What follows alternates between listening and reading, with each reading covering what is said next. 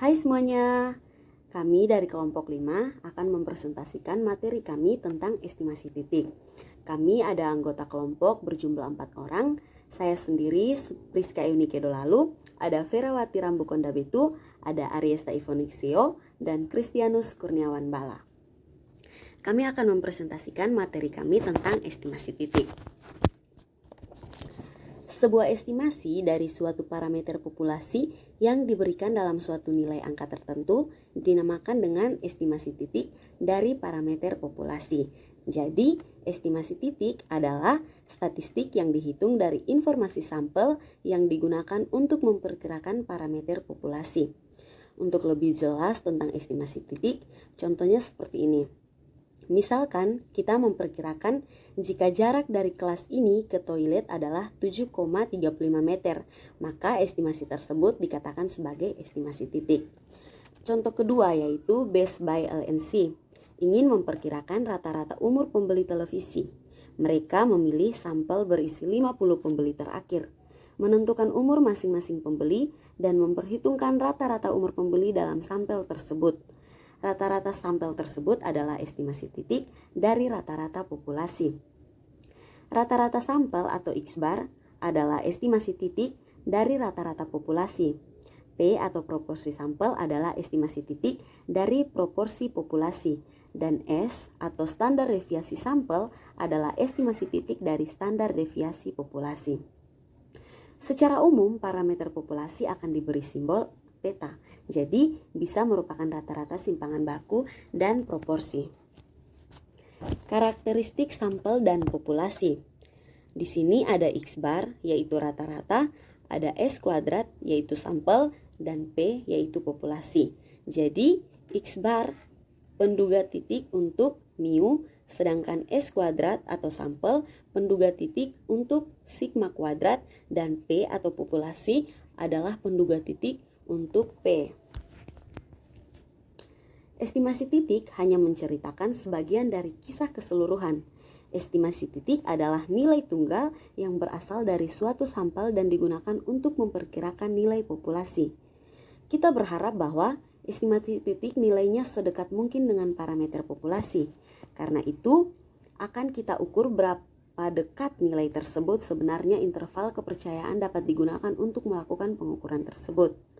Sedangkan interval kepercayaan sendiri adalah kisaran nilai yang dibuat dari data sampel di mana parameter populasi cenderung terjadi dalam kisaran tersebut dengan probabilitas yang spesifik. Probabilitas spesifik ini disebut dengan tingkat kepercayaan. Misalkan, kita memilih sampel yang terdiri dari 50 eksklusif, mudah untuk mengetahui berapa jam yang mereka habiskan untuk bekerja selama 1 minggu lalu. Hitung rata-rata dari sampel 50 orang ini dan gunakan nilai rata-rata sampel sebagai estimasi titik dari rata-rata populasi yang tidak diketahui. Estimasi adalah nilai tunggal. Pendekatan yang lebih informatif adalah dengan memberikan kisaran nilai yang kita harapkan akan terjadi dalam parameter populasi tertentu yang kita sebut sebagai interval kepercayaan. Syarat dari estimator yang pertama tidak bias. Estimator dikatakan tidak bias jika nilai statistik sampel adalah nilai parameter populasi. Yang kedua, syaratnya harus efisien. Estimator dikatakan efisien jika estimator tersebut memiliki variansi terkecil. Dan yang ketiga, konsisten. Estimator dikatakan konsisten jika estimator tetap konsisten atau berkonsentrasi pada penduga yang dibuat, atau bila sigma kuadrat sama dengan 0 dan tidak bias, penduga secara sempurna nilainya berkonsentrasi di nilai target bila sampai diperbesar sampai tak terhingga, atau makin besar ukuran sampel, maka statistik penduga theta makin mendekati parameter theta populasi. Baik, di sini saya akan membahas tentang yang pertama, penduga tak bias, kedua, penduga yang efisien, dan yang ketiga, penduga konsisten. Oke, yang pertama, penduga tak bias. Penduga tak bias akan memiliki nilai harapan sama dengan theta. Penduga tak bias juga akan memiliki ekspektasi dari E theta bar itu sama dengan theta. Di sini E theta bar diharapkan mendekati atau sama dengan theta. nilai harapannya. Contoh penduga tak bias itu misalkan jika theta bar itu lebih tinggi atau rendah dari nilai theta sebenarnya. Nah, kita lihat pada gambar 1. Nah, pada gambar 1 di sini sudah sangat jelas bahwa theta bar itu sama dengan theta, sehingga dapat kita katakan bahwa gambar 1 itu merupakan penduga tak bias. Sekarang kita lihat pada gambar kedua. Nah, pada gambar kedua di sini theta barnya itu tidak mendekati atau tidak sama dengan theta, atau dengan kata lain dia itu tidak tepat sasaran atau meleset, sehingga dapat kita katakan bahwa gambar kedua ini merupakan penduga bias. Kenapa bisa merupakan penduga bias? Karena kembali lagi ke konsep penduga tak bias, di mana penduga tak bias itu nilai theta barnya itu dia harus sama atau dia harus mendekati theta. Kedua, penduga yang efisien. Nah, penduga yang efisien yaitu penduga yang memiliki nilai variansi terkecil. Nah, kenapa dia harus memiliki nilai variansi? Nah, karena di sini nilai variansi itu merupakan alat ukur untuk melihat variasi suatu data. Makanya penduga efisien itu dia harus memiliki nilai variansi. Nah, saya ambil contoh dari di sini itu misalkan theta bar 1 itu variansinya lebih kecil dari theta bar 2. Nah, theta bar 2 di sini itu berarti datanya itu lebih beragam daripada theta bar 1. Berarti saya dapat katakan bahwa semakin besar ragam suatu data, maka variansinya akan semakin besar. Berarti kalau nilai variansinya semakin besar, berarti penduga itu tidak efisien, karena penduga itu akan efisien ketika nilai variansinya itu kecil. Nah, untuk lebih jelasnya kita lihat pada gambar 3. Gambar 3 di sini menunjukkan ada 3 penduga, yaitu theta bar 1, theta bar 2, dan theta bar 3. Diperoleh 3 sampel. Nah, di mana distribusi sampel 1 itu mempunyai variansi sigma kuadrat 1. Terus sampel kedua mempunyai variansi sigma kuadrat 2, dan sampel 3 mempunyai variansi sigma kuadrat 3. Nah, karena sampel 1 mempunyai variansi paling kecil, berarti kita dapat mengatakan bahwa Q1 itu theta bar 1 itu merupakan penduga yang efisien, karena kembali lagi ke definisi penduga yang efisien, konsep penduga yang efisien, di mana penduga yang efisien itu penduga yang memiliki nilai variansi terkecil. Ketiga, penduga yang konsisten. Nah, penduga konsisten berarti semakin konsisten, yaitu penduga itu akan semakin konsisten jika ukuran sampelnya itu semakin besar. Berarti jika ukuran sampelnya semakin besar, berarti variansinya akan semakin kecil. Berarti konsisten ini berarti ada hubungannya dengan tadi yang kedua, yaitu penduga efisien. Nah, kita perhatikan gambar 4. Nah, gambar 4 di sini ditunjukkan bahwa ukuran sampel 1 yaitu N1 lebih kecil daripada ukuran sampel 2 yaitu N2, dan lebih kecil dari ukuran sampel 3 yaitu N3. Maaf, di situ ada kesalahan penulisan. Nah, berarti terlihat bahwa semakin besar ukuran sampel. Nah, ketika ukuran sampelnya semakin besar, berarti variansinya akan semakin kecil. Nah, maka statistik penduga makin mendekati parameter theta dari populasi, di mana kontribusi sampel konsisten bergerak ke kiri. Sifat estimasi. Diketahui statistik sampel atau sebagian dan berbicara tentang parameter atau keseluruhan. Nah, estimasi parameter mengandung probabilitas keliru. Berarti semakin lebar interval estimasi delta theta, makin kecil probabilitas keliru. Namun Makin lebar interval estimasi delta theta, makin kecil ketepatannya, sehingga makin rendah kadar informasinya. Sebaliknya, makin sempit interval estimasi delta theta, makin besar probabilitas keliru, namun makin tinggi kadar informasinya. Interval estimasi delta theta berusaha mencari imbangan terbalik di antara probabilitas. Setelah dijelaskan materi oleh dua pemateri sebelumnya, kita akan lanjut ke contoh soal. Pada contoh soal yang pertama, sebuah sampel acak terdiri dari 100 mahasiswa telah diambil dari sebuah universitas mengenai nilai-nilai IQ-nya dan menghasilkan nilai rata-rata 112 dan simpangan baku 10. Jika dikehendaki interval taksiran rata-rata dengan tingkat kepercayaan 95%, hitunglah nilai interval selang kepercayaan tersebut. Diketahui N sama dengan 100 pada diambil dari nilai 100 orang mahasiswa, X bar sama dengan 112 dan simpangan baku S sama dengan 10. Tingkat kepercayaannya yaitu 95%, sehingga nilai alfanya adalah 1 kurang 95%, maka didapat 0,05. Alfa per 2 sama dengan 0,005 dibagi 2 sama dengan 0,025.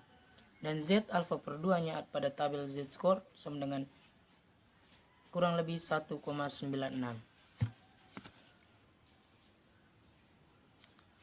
Nah, selang kepercayaan 95% bagi nilai tengah nilai IQ mahasiswa dari sebuah universitas adalah mu lebih besar dari sama dengan X bar kurang Z alfa per 2 dikali S per akar N lebih kecil sama dengan X bar tambah Z alfa per 2 dikali S per akar N.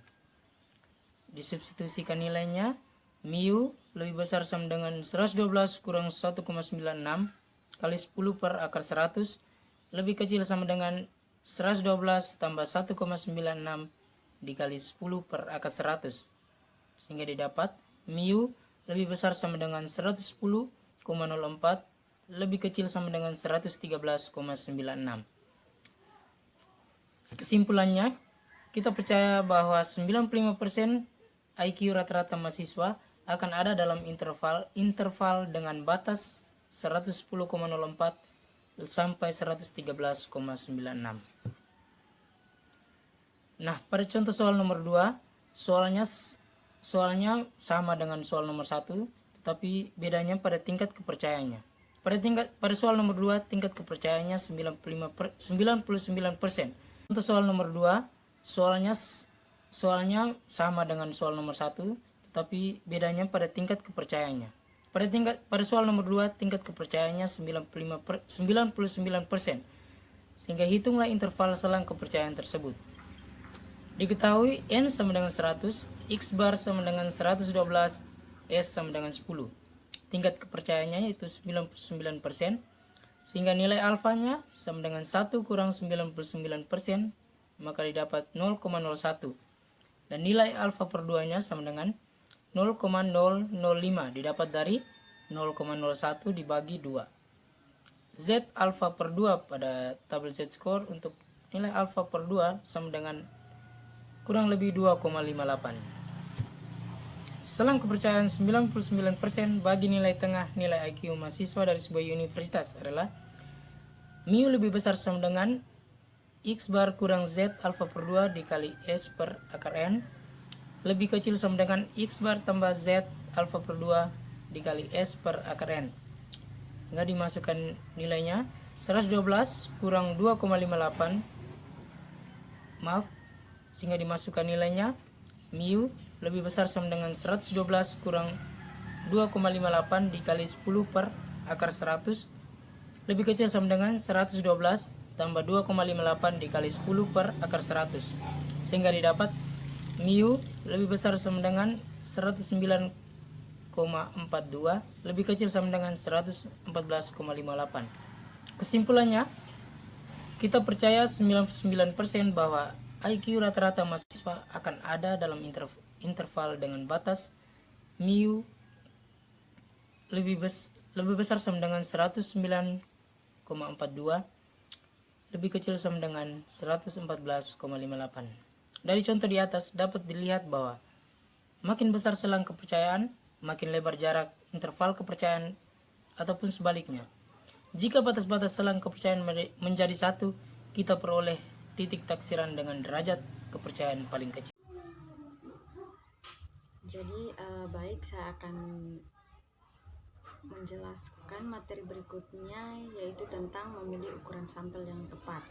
Jadi ada 3 hal dalam memilih ukuran sampel yang tepat, yaitu yang pertama tingkat kepercayaan yang diharapkan, yang kedua batas kesalahan yang diterima, dan yang ketiga adalah variabilitas populasi yang sedang diteliti.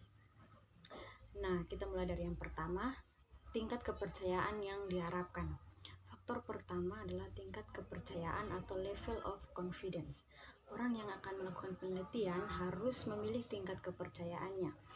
Nah, dari angka 0 sampai 100 kita dapat memilih berapapun nilai untuk menyatakan tingkat kepercayaan kita. Namun yang umum atau yang lazim digunakan yaitu pada 95% dan 99%.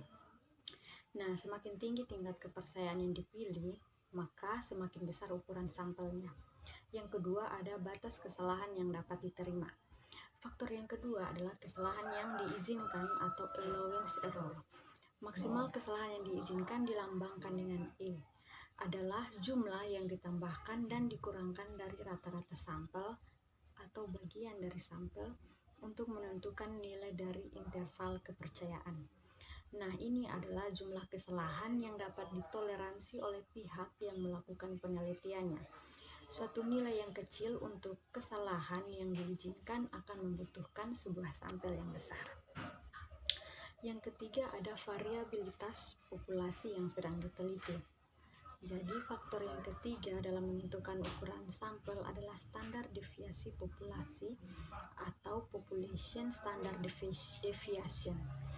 Nah, jika populasi tersebar secara luas, maka dibutuhkan sampel yang besar. Di sisi lain juga, jika populasinya terkonsentrasi atau homogen, maka ukuran sampel yang dibutuhkan lebih kecil. Nah, sangat penting untuk menggunakan estimasi dalam standar deviasi populasi. Nah, berikut ada beberapa rumus yang sering digunakan untuk mencari ukuran sampel minimum. Yang pertama itu ukuran contoh untuk pendukaan mu atau populasi. Rumusnya yaitu N sama dengan Z alfa per 2 dikali sigma per E dipangkatkan dengan 2, di mana E itu merupakan error. Yang kedua ada ukuran contoh untuk pendugaan P. Rumusnya yaitu N sama dengan Z alfa per 2 dipangkatkan dengan 2 per 4E pangkat 2. Yang berikut ada contoh soal. Seorang mahasiswa jurusan administrasi negara ingin mengetahui rata-rata dari jumlah pendapatan setiap bulan anggota Dewan Kota. Nah, kesalahan estimasi rata-ratanya adalah kurang dari 100 dengan tingkat kepercayaan 95%. Nah, mahasiswa ini menemukan sebuah laporan oleh Departemen Tenaga Kerja yang telah memperkirakan standar deviasinya sebesar 1000. Berapakah ukuran sampel yang diperlukan? Penyelesaiannya, jadi tingkat kepercayaan yaitu 95%. Jadi alfanya itu sama dengan 1 kurang tingkat kepercayaan yaitu 95% sama dengan 0,05. Jadi alfa per 2-nya itu sama dengan 0,025 didapat dari nilai alfa 0,05 dibagi dengan 2 sehingga hasilnya yaitu 0,025.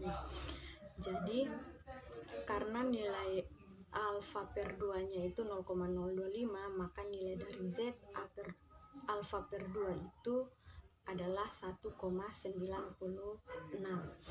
Jadi E atau errornya itu 100 dan sigmanya yaitu 1000. Kita masukkan ke dalam rumus N sama dengan Z alfa per 2 dikali sigma per E dipangkatkan dengan 2 menjadi 1 yang merupakan nilai dari Z alfa per 2, dan nilai sigmanya yaitu 1000, dan nilai E atau errornya itu 100 dipangkatkan dengan 2. Hasilnya yaitu 19,6 dipangkatkan dengan 2 menjadi 384,16 dibulatkan menjadi 385. Nah, jika sebuah sampel sebanyak 385 dibutuhkan untuk mendapatkan spesifikasinya. Jika mahasiswa ini ingin meningkatkan tingkat kepercayaannya sebagai contoh 99%, maka akan dibutuhkan sampel yang besar. Maka tingkat kepercayaannya menjadi 99%. Alfanya adalah 1,1 kurang 99% sama dengan 0,01. Alfa per 2-nya yaitu 0,005, maka nilai Z alfa per 2 itu adalah 2,575. Kita masukkan ke dalam rumus, N sama dengan Z alfa per 2 dikali sigma per E dipangkatkan dengan 2 sama dengan 2,575 dikali 1000 per 100 dipangkatkan dengan 2 sama dengan 25,75 dipangkatkan dengan 2 itu sama dengan 663,0625, sehingga kita akan bulatkan dia menjadi 664. Jadi sekian materi yang dapat disampaikan dan dijelaskan oleh kami kelompok 5, kurang lebihnya kami mohon maaf. Sekian dan terima kasih.